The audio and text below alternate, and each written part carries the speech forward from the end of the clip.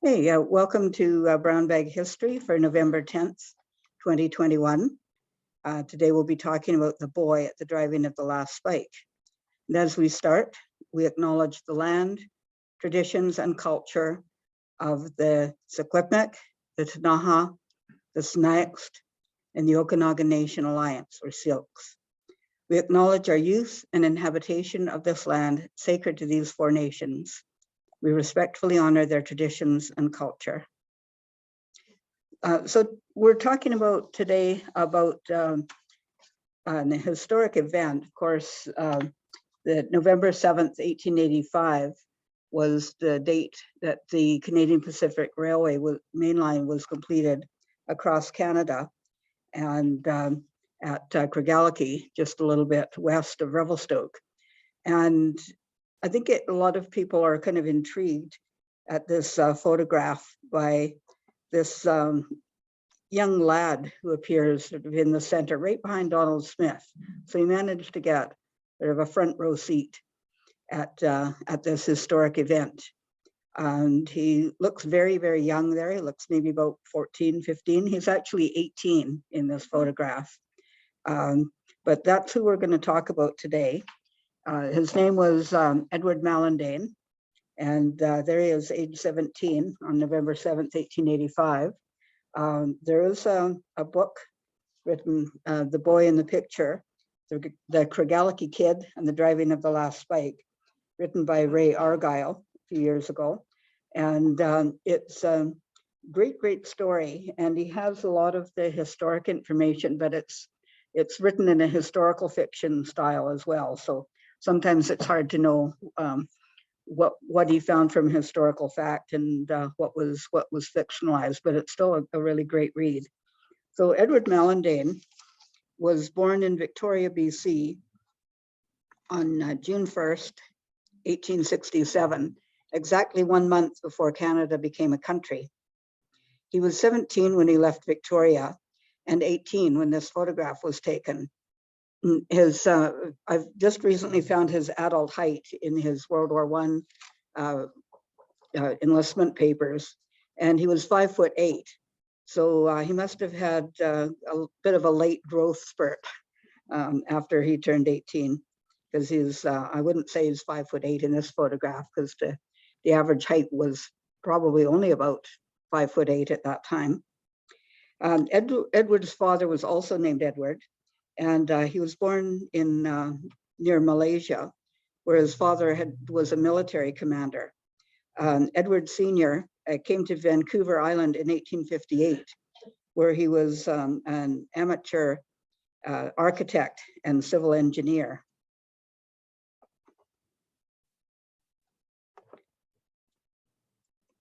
This is a picture of Wharf Street in Victoria in 1858, the year that Edward Sr. arrived there. Edward Jr. was known as a bit of a rather mischievous in school. His teacher was getting after him one day and said, you bag of fleas, you will never set the harbor on fire. And Mallandaine took that as a challenge. So he set a box stuffed with oily rags alight on Victoria Harbor, but it lodged against the pier of a wooden bridge and threatened the entire structure. Local fishermen doused the flames, but he thought that it was a great thing to do. He was quite proud of himself and happened to boast about it in the presence of his teacher, a man named John Please, who gave him a bit of a flogging. But by 1885, he'd completed school and had worked on a railway survey party for a short time. He decided to join the Canadian troops, putting down the Northwest Rebellion led by Louis Riel in the prairies. And he set out by a steamboat from Victoria to head to the prairies. Now, I'd always thought that it was just kind of a useful lark that he was doing that, but he actually had military training by that time, or militia training. He had been a part of the number 2 Company Victoria Rifles in Victoria as a bugler from the time that he was 13. And he had also trained at the Royal School of Artillery in Victoria in the spring of 1885 and was a member of the BC Garrison Artillery. So he actually had some militia training, and that was probably what encouraged him to head to the prairies for the rebellion. So he set off in late spring of 1885 on the steamer Adelaide, which upended in the current of the Fraser River Canyon, dumping him ashore while a forest fire was raging along the banks. He later recalled, "I walked through a blazing fringe of forest on either side of the road, having my hat burned and my hair very badly singed." He made it to Eagle Pass Landing, which is now Sicamous, on a steamboat, the SS Peerless, which was run by Captain Fortune. He arrived in the dark, said he was scared by men with rough clothes, ill-kempt beards, and coarse language. He was a kid in Victoria, which was still a bit Wild Westy, but nothing near to what he was going to encounter in the interior. So he said he went to the Royal Hotel in Eagle Pass Landing, which was one long room with the bar from end to end. He said there were about 50 or 60 men crowded at the bar, drinking, swearing, and fighting. He asked for accommodation and was sent upstairs to a loft by a ladder. And upstairs, he found what was referred to in early hotels as a ram pasture. So it was basically just a floor, and you would roll out your bedroll and sleep on the floor. Some of the early hotels in Revelstoke had the ram pasture accommodation, so there were no beds or even bunks. It was just a floor. He said that there was, he said there actually did have bare cots there, but no blankets. So there was smoke drifting through the crack of the floor like a tobacco fog. He chose a cot in the far corner to at least have his head and side of the cot protected. He later heard men stumbling up the stairs, swearing and falling. He said, "I lay there in fear and trembling and wishing I were safe at home again. After a while, some person fell on the cot next to me, and as we were close together, I could feel the heat and bodily smell of him, as well as his drunken breath. The sounds of the night were interspersed with his raucous snores." And we have a lot of his own words. He had visited Revelstoke at one time in the 1940s and actually dictated some of his reminiscences to the city clerk at the time. And then there's also been pieces written about him in the local newspapers and elsewhere. So we have quite a bit of his own words about his experience. So he said in the next morning, he crept downstairs early and walked through the bar room, which also had its quota of sleeping drunks. He went down to the beach and went in for a swim, as he had heard that everyone in Eagle Pass was lousy. That means having lice on them. So he said he didn't even really know what that meant, but he knew that it wasn't a good thing, and he felt really itchy. So he stripped down and had a good bath. And he said then he went to a small restaurant, and he had restaurant in quotes, where he got a slice of bacon, a chunk of bread, and a tin cup of tea for $1. And the average wage at that time was about $1 a day. So that was a fair bit of money. He met up with another young man, and they headed to Farwell. They couldn't get a ride for less than $25 each, which neither could afford, so they walked along the tote road.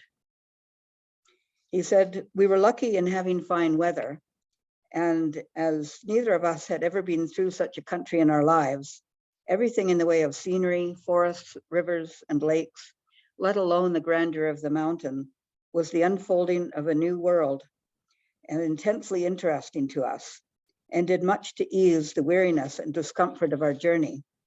By the end of the first day on the road, we were a pretty tired pair, and we again slept under the trees, but rather fearful of doing so, as some of the men on the road during the day had told us that mountain lions and bears were in large numbers through the pass. However, our sleep was only broken that night by the yelping of coyotes, the sound of which was certainly frightening to us, who had never heard of such sounds before. He said that there were ferries at Griffin Lake and Three Valley Lake. He said, fortunately, we were able to get handouts at some of the camps. We were not molested or bothered by anyone, but at no time could we persuade any teamsters to give us a lift. Edward made it as far as Golden, where he heard that the Riel Rebellion was over. He returned by a construction train partway to Farwell and walked for the rest of the way. And at the age of 17, he was offered a job of running a sort of a mail service or Pony Express service from the new post office that was being established here by T.A.W. Gordon. And at that time, the post office was referred to as end of track. They were just, as the construction was continuing, they were just moving the post office along, and wherever the end of the track was, that was what they called, that was the name of that particular post office. Actually, this would even have been before end of track was in Farwell, but they were getting close to here, so they were it was kind of an in-between spot. So he said twice a week he traveled to Eagle Pass Landing. He delivered and picked up mail, solicited orders for supplies from wayside houses and contractors. He said it was pretty hard on me at first, but I soon got to like it. Just mention that quite a few of these photographs are on the BC Archives website, and they were from the collection of Andrew Onderdonk, who was the contractor for the western end of construction from, well, basically Vancouver to Craigellachie. So there's quite a good collection of his photographs in the BC Archives. Edward Mallandaine described his work, and he said, many were the adventures I met with during my short time in these mountains. It was interesting to see 50 men or so hanging over the face of the cliffs at Summit Lake, drilling holes in the face, and later, twice a day, to watch the blasts and hear the noise in the confined pass resembling thunder, and hundreds of tons of rock sent hurtling through the air. It was also interesting to note day by day the thousands of feet of earth removed, and notice the swarms of men slaving away like ants for the good of the gigantic enterprise. I once saw a 100-foot Howe Truss bridge put together in place in a single day. He went on to describe the camps, said the camps were long, low log huts where the men slept, huddled in like bees in a hive with little light and ventilation.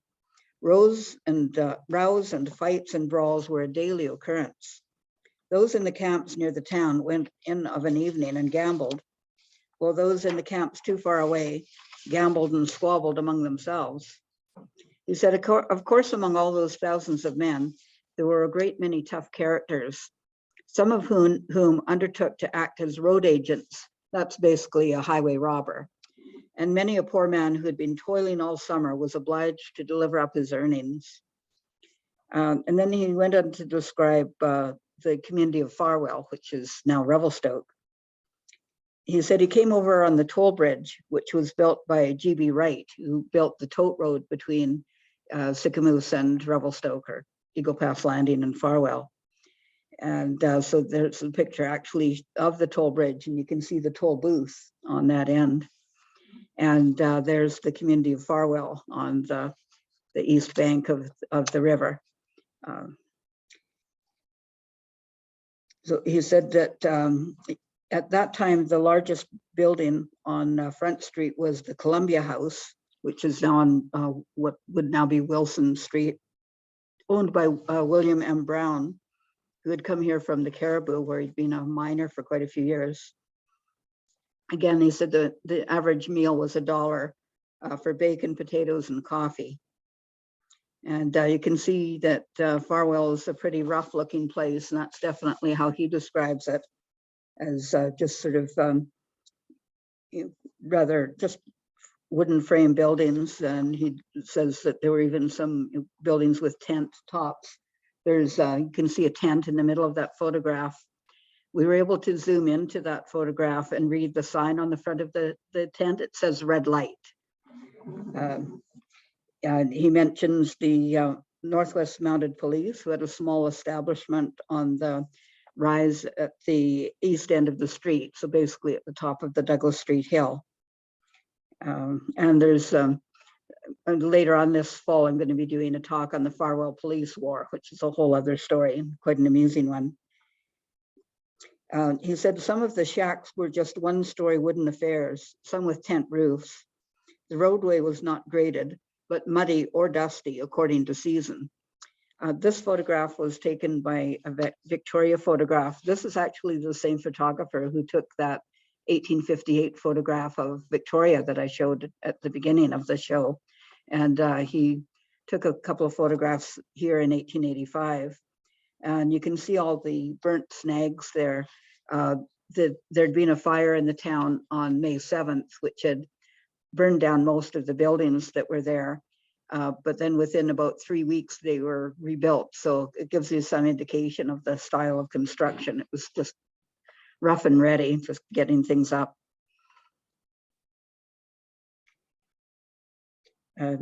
He said some of the shacks were just, he said there were several general stores scattered about on either side.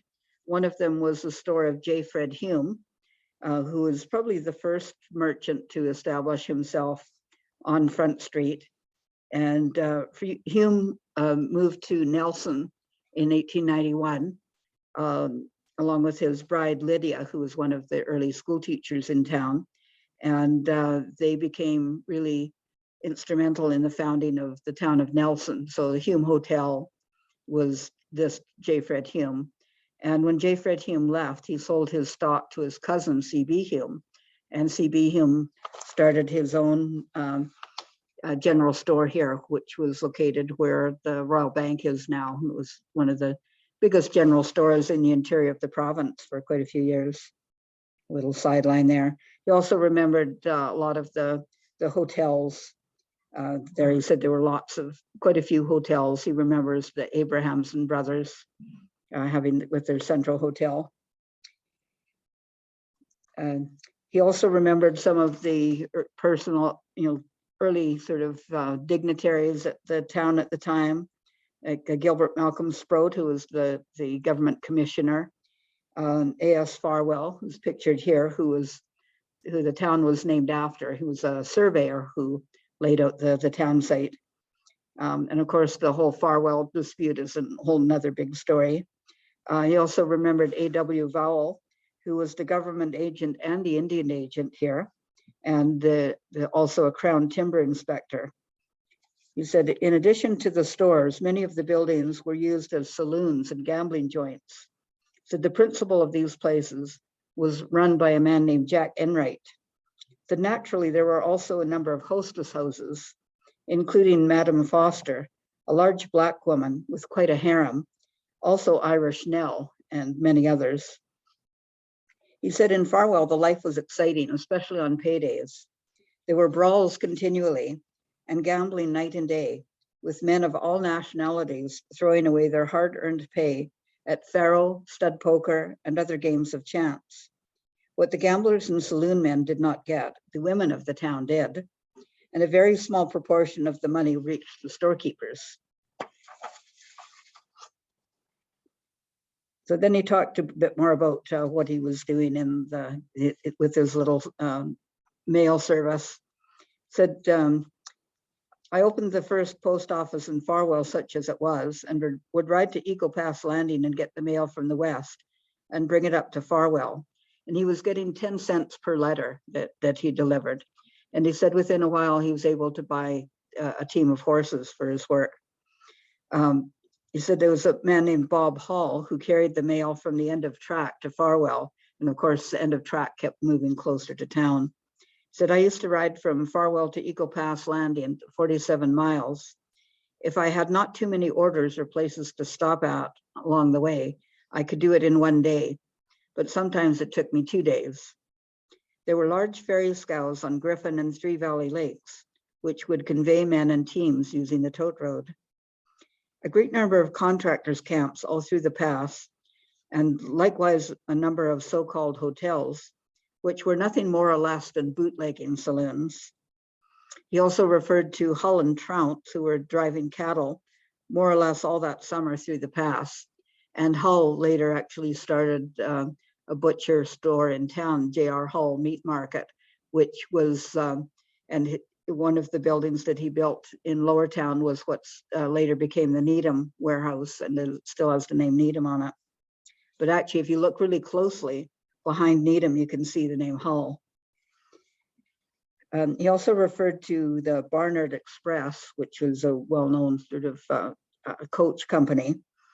They had a coach and horses traveling between Eagle Pass Landing and Farwell. It was driven by a man named William Brash. And Mallandaine says, I remember very well meeting this express on the Tote Road, and seated in the vehicle was Chief Justice Sir Matthew Bailey Begbie. And he was coming to Farwell to hear some court cases at the time. He said, as construction was completed, camps through the pass would close. Every time I went through the pass, I would notice the wayside houses being shut up and deserted. All the life and activity, so noticeable but a short time before, began to die out of the pass. It seemed as though some scourge had swept the mountain pass. How ghostly the deserted camps would look at night. How quiet it all seemed. Then he describes his trip out to Cregallaghy, and decided that since he'd been around that long, he was going to make sure he was at the ceremony. So he said, on the afternoon of November 6th, several of us left Farwell on a train consisting of an engine and tender and 3 flat cars loaded with rails, the last train to load rails for Cregallaghy. A cold, cheerless, rough ride we had. Shortly after leaving Farwell, it began to snow. This made the rails slippery, and when we reached the big gumbo slide or grade, we were unable to get over it. And after 3 attempts, in each of which the train would run back on itself, we were obliged to cut off 1 car. Then we managed to make it over the grade. Far into the darkness of the night we traveled, shivering with cold, lying down on top of the steel rails, unable to sleep, almost shaken to pieces as the train traveled slowly over the unballasted and rough roadbed. Finally, it came to an end. It was pitch dark, and we were able to get off, and after a great deal of difficulty, we managed to snatch a short sleep in a vacant boxcar. All through the night, the rails were laid from both east and west, and early the following morning, November 7th, we were astir, watching the rails gradually approaching each other. Soon there remained but a single rail to be laid. The distance was measured. It was discovered that the rail was about 3 feet too long, and while this was being shortened, Sir Donald Smith and his party came to the scene. They watched the proceedings in readiness to drive the last spike. Then the rail was laid. The spectators, numbering probably 50 outside of the workmen, intently watched each spike as it was driven. Finally, there remained but 1 more spike to be driven. It was partly driven in, and a hammer was given to Sir Donald Smith to drive it home. Before doing so, 3 photographs were taken by a little humpbacked photographer named Ross of Ross, Best and Company, Winnipeg. One when Sir Donald had the hammer over his shoulder, preparatory to striking, one with the hammer over his head, and one with the hammer on the nail head. Then he quickly and in a most workmanlike manner drove the spike home. Now that's a little bit of a discrepancy from the historical record that said it took him 3 tries to get it in. He said everybody cheered, the locomotives whistled and shrieked, several short speeches were made, hands were shaken, and Major Rogers, the discoverer of the pass named after him, became so gleeful that he upended a huge tie and tried to mark the spot by the side of the track by sticking it in the ground. And again, it says several short speeches were made. There was really just one speech where it was Smith, I believe, who said the work was well done in every way. So there wasn't a lot of fanfare there. And he said, thus was the Dominion of Canada bound together by bands of steel, reaching from the Atlantic to the Pacific. And this shows the first cairn that they had marking the driving of the last spike, and a little wooden sign there. And the cairn was rebuilt in the late 1920s by a local stoneworker, Mr. Pericini. Mallandaine said, as soon as the ceremony was over, the last spike was extracted and hammered to bits, and the last piece of rail that was cut off was chipped, and the last tie was splintered, and everyone who wanted it secured a memento of this memorable occasion. Mallandaine said he then traveled on Donald Smith's train as far as Kamloops and returned to Victoria, where he completed his education to become a civil engineer and architect, which his father was as well. He also worked as an insurance agent. In 1897, he was working as the assistant engineer on construction of the Bedlington and Nelson Railway from Bonners Ferry, Washington to the Kootenay Lake. And on this survey party, he first visited Creston Valley. And in partnership with F.G. Little, he chose the present site of the town of Creston in 1898 and basically founded the town. For years, he was magistrate, head of the Board of Trade, and active in many community organizations.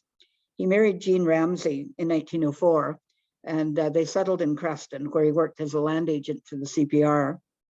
He continued his involvement in the militia, serving as a major in the 107th East Kootenay Regiment. In 1917, he enlisted as a captain in the 230th Battalion of the Forestry Corps. He was too old for service as a soldier, but he did serve in England and France with the Forestry Corps. He was 49 when he enlisted. In 1918, he was appointed an acting major until the end of the war, and he continued to serve overseas until 1918 and returned to Canada in early 1919. He remained active in the militia in Creston, serving as a reserve officer in the Kootenay Regiment. And in 1928, he was promoted to the rank of lieutenant colonel. He retired in 1932, but retained his rank. And a lot of this information I was able to get because the Library and Archives Canada has digitized all of their First World War service records. So you can look up any name of any person who served in World War I, and their full service records will be attached to their name. So it's a great resource for genealogists. And as I say, I found out information that I didn't know previously, that he had, particularly that he had been a part of the militia in Victoria before he even left in 1885. Here's a later photograph of him. He was very active in the development of the community of Creston. Was president of the Board of Trade in 1908 and for subsequent years. He was the town's first postmaster, coroner, justice of the peace. He formed the Canadian Legion branch in Creston and served as a reeve of the village of Creston from the 1936 to 47. Following the war, he was employed as a manager and chief engineer of the Invermere irrigation project in the Windermere district and in Creston. He operated the Goat Mountain Waterworks with his wife Jean for many years before selling the operation to the village of Creston in 1940. So he came back to Revelstoke in 1944 at the age of 77 for Golden Spike Days. And Golden Spike Days was a community celebration that was organized by the Kinsman Club. And they used the name Golden Spike Days, even though everybody knew that it wasn't really a golden spike that was used to complete the railway. But that sounds a lot better than steel spike. As part of that first celebration, they wanted to do a reenactment of the driving of the last spike. And there was a young man named Lewis Davis was portraying Colonel Mallandaine. So we have a couple of photographs of him shaking hands, Colonel Mallandaine shaking hands with young Mr. Davis. I'm not sure how old he was at the time. It'd be interesting to know. He definitely looks younger than 17 there, but then so did Edward when he was 17, 18. And here's a picture of the reenactment. It was a fellow named Wilfred Veith who's driving the Spike. I believe this man in the dark jacket and beard there was Toby Belinsky. And there's a few other local recognizable characters. So when he was here, somebody took him for a drive to the old Farwell settlement down on Front Street. He said, as I was driven over the site of the old town, I felt depressed. The buildings were no longer there. The street, nothing but a trail and weed grown. That's really, there wasn't really that much there then. A sawmill and not a lot of houses even. He said, gone were the hotels, saloons, hostess houses, none left. I reflected, I may be the only person still alive who can remember the town of Farwell as it was in its glory as a pioneer town. And then he died in Creston in 1949 at the age of 82. So that's that's our story of the boy at the last spike, the Craigellachie kid. An interesting character. It's also worth reflecting, whenever we're talking about the last spike and talking about the construction of the railway, he didn't mention it once, but we know that there were a lot of Chinese workers on the railway line, probably a lot of Indigenous workers too. And just important to recognize their stories. They weren't represented at that famous picture, but they were definitely a part of the construction. So as we end today, I'd just like to reflect on the fact that tomorrow is Remembrance Day. And if you go to the cenotaph, you'll see many names on there, almost 100 from Revelstoke and District who died in World War I, and 33 men who died in World War II. We have a couple of albums here at the museum, and they're available for anybody to come and see anytime. We also, there's profiles of all of the men who died in World War I. Ken assembled those years ago. And then we also have an album with profiles of the men who died in World War II. Those are also on our museum website under collections. So you can go in and read any of those profiles as well. So thank you to everybody for coming today, and we'll see you in a couple of weeks.